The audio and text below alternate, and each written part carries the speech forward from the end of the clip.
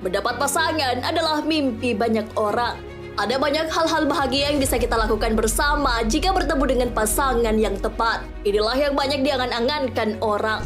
Namun, jika belum bertemu, banyak orang yang berstatus jomblo, entah karena pilihan atau memang tidak ada yang mau. Namun, bisa jadi kesendirian itu disebabkan oleh jin. Benarkah jin bisa menghalangi datangnya jodoh? Mengapa mereka melakukan itu?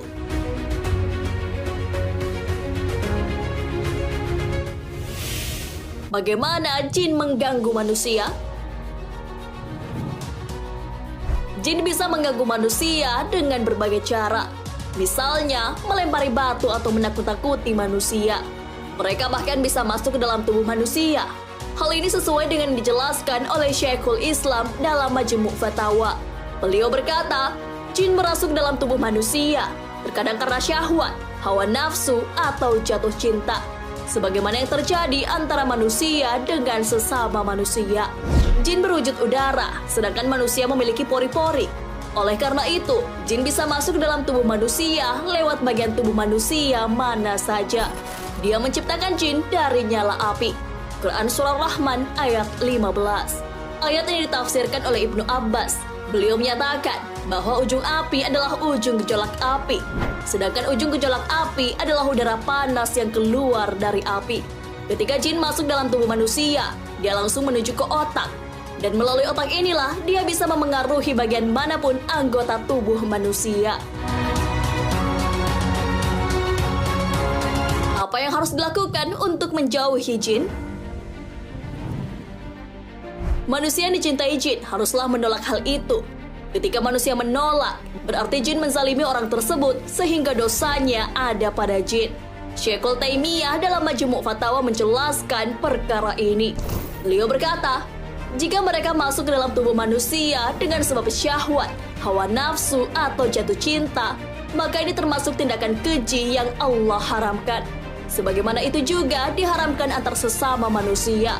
Meskipun keduanya saling suka, sehingga dosanya lebih berat jika itu dipaksa. Dia salah karena melakukan perbuatan keji dan kezaliman. Jin juga mendapatkan aturan ini dan mereka tahu bahwa itu kekejian yang haram. Hal kedua yang bisa kita lakukan untuk mencegah gangguan jin adalah berzikir. Keutamaan zikir telah diabadikan dalam hadis dari Utsman bin Affan radhiyallahu anhu. Beliau mendengar Nabi Shallallahu alaihi wasallam bersabda, barang siapa yang setiap pagi dan sore membaca doa dengan nama Allah, di mana segala sesuatu di bumi dan langit tidak akan berbahaya bersama dengan namanya. Dan dialah zat yang maha mendengar lagi maha mengetahui. Sebanyak 3 kali, maka tidak ada sesuatu pun yang dapat membahayakan dirinya. Hadis riwayat Tirmidzi. Langkah selanjutnya adalah menghindari tidur tanpa busana. Kalaupun mengganti baju, haruslah membaca bismillah. Hal ini diperingatkan dalam hadis Rasulullah SAW. Dari Abu Sa'id Al-Khudri radhiyallahu anhu, Rasulullah SAW bersabda, tabir penutup antara pandangan mata jin dengan aurat Bani Adam atau manusia adalah apabila seseorang melepas pakaiannya. Dia membaca bismillah. Hadis riwayat Ibnu Adi dan At-Tabrani. Hal lain yang bisa kita lakukan untuk menghindari gangguan jin adalah menjauhkan diri dari maksiat. Jika tidak dihindari, jin dan setan akan lebih mudah mendekati. Hal ini sesuai hadis. Barang siapa yang berpaling dari pengejaran Tuhan yang Maha Pemurah atau Al-Quran, kami adakan baginya setan yang menyesatkan. Maka setan itulah yang menjadi teman yang selalu menyertainya. Quran Surah Zukhruf ayat 36. Apakah jin bisa menghalangi jodoh? Allah Subhanahu wa Ta'ala telah menciptakan manusia secara berpasang-pasangan. Namun, kita bisa melihat ada yang belum bertemu jodohnya walaupun sudah dewasa dan mapan. Benarkah ada ulah jin di balik itu? Persoalan jodoh adalah kuasa Allah Subhanahu wa Ta'ala. Mengenai jodoh, hal ini sudah sangat jelas tertuang dalam Al-Quran. Dan kami menciptakan kamu berpasang-pasangan. Quran Surah An-Naba ayat 8. Hal itu juga berlaku mengenai rezeki. Atau siapakah yang dapat memberimu rezeki jika dia menahan rezekinya? Bahkan mereka terus-menerus dalam kesombongan dan menjauhkan diri. Quran Surah Al-Mulk ayat 21. Jika dilihat dari kedua ayat tersebut, sudah sangat jelas bahwa yang mengatur jodoh dan rezeki hanyalah Allah Subhanahu wa Ta'ala. Keduanya di bawah kekuasaannya. Tidak ada intervensi dari siapapun. Kedua ayat tersebut menegaskan siapa penguasa jodoh dan rezeki itu. Apapun bentuk gangguan jin ataupun lainnya, itu tidak akan terjadi tanpa izin Allah Subhanahu wa Ta'ala. Di masa Nabi Sulaiman, banyak praktik sihir. Sihir itu salah satu dampaknya adalah mengenai pasangan, yaitu memisahkan pasangan suami istri. Hal ini sesuai firman-Nya, dan mereka mengikuti apa yang dibaca oleh setan-setan pada masa kerajaan Sulaiman. Dan mereka mengatakan bahwa Sulaiman itu mengerjakan sihir.